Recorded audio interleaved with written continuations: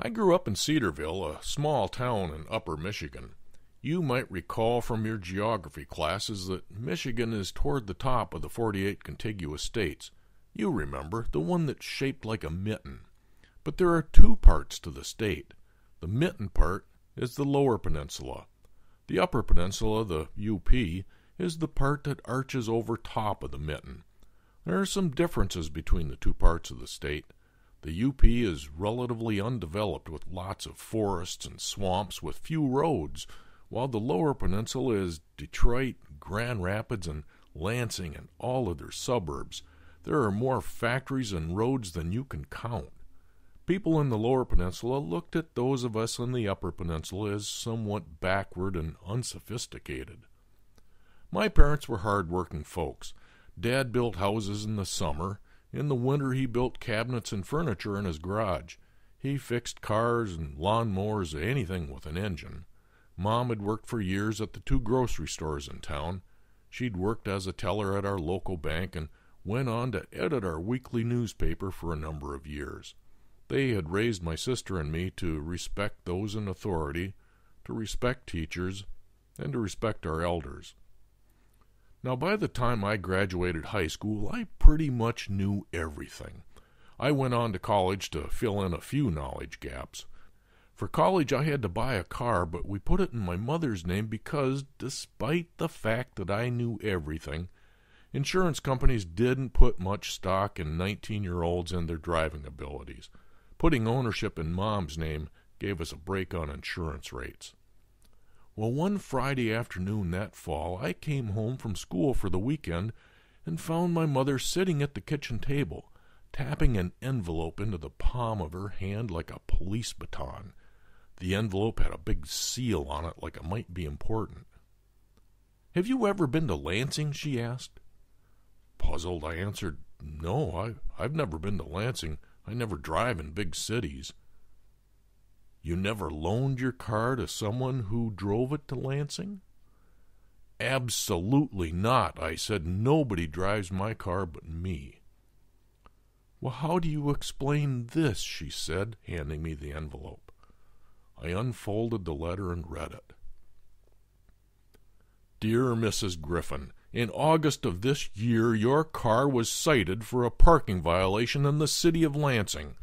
You failed to take advantage of the opportunity to pay your fine by mail within the time limit described in your citation. As such, we have set a date in December to bring your case before a judge. Your appearance in court is mandatory. Should you fail to appear, a bench warrant will be issued for your arrest. Your attention to this matter would be greatly appreciated. Sincerely, Roger Harris, Assistant Attorney, City of Lansing." Oh, no, this was serious. "Geez, Mom, I've never been to Lansing. My car has never been to Lansing. I don't know how this happened." Mom gave me a look. You know the one. The lie detector look. The look that all mothers have. From experience, that look was about 99% effective in detecting lies. Well, I passed her test. She believed me. The next day, she handed me a letter she wrote.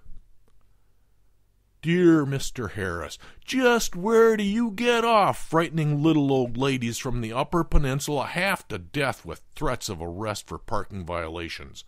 For your information, I have never been to Lansing, my car has never been to Lansing, and my son who drives my car has never been to Lansing.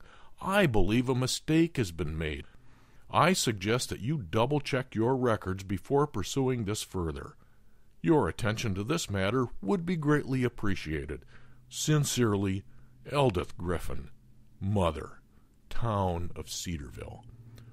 "Holy smokes," I said, handing the letter back to her. "Isn't this just asking for more trouble?" "Maybe," she said, "but I want them to know I'm serious." She looked at her letter again, frowning. "It's still missing something," she said. Picking up her pen, she wrote across the bottom of the page, "P.S. You'll never take me alive." She sealed the letter, and off it went. About 3 weeks later, she received another official-looking letter from the city of Lansing. Dear Mrs. Griffin, we don't like frightening little old ladies from the UP half to death. For the most part, it's far too cold and way too dark up there for our comfort. At your suggestion, we did review our records regarding this citation, and lo and behold, a mistake had been made. While the license plate number was correct, we found that the vehicle in question was registered in the state of New Mexico rather than the state of Michigan. Please accept my deepest apologies for causing you any distress in this matter. Sincerely, Roger Harris, Assistant Attorney, City of Lansing. P.S. If it had actually come to executing a warrant for your arrest, I would like to think we could have avoided bloodshed. You see, the City of Lansing hasn't hanged a parking violator since 1957. Well, Mom and Dad are both gone now, but they left my sister and me with a wonderful inheritance. Not the kind of inheritance that would allow us to go out and buy a new truck or a new boat, but the kind of inheritance that will last us the rest of our lives. Values of respect for people in authority, respect for teachers, respect for our elders, and the idea that maybe, just maybe, a little humor, even when things are pretty serious, can help you out of a pinch. Thanks, Mom.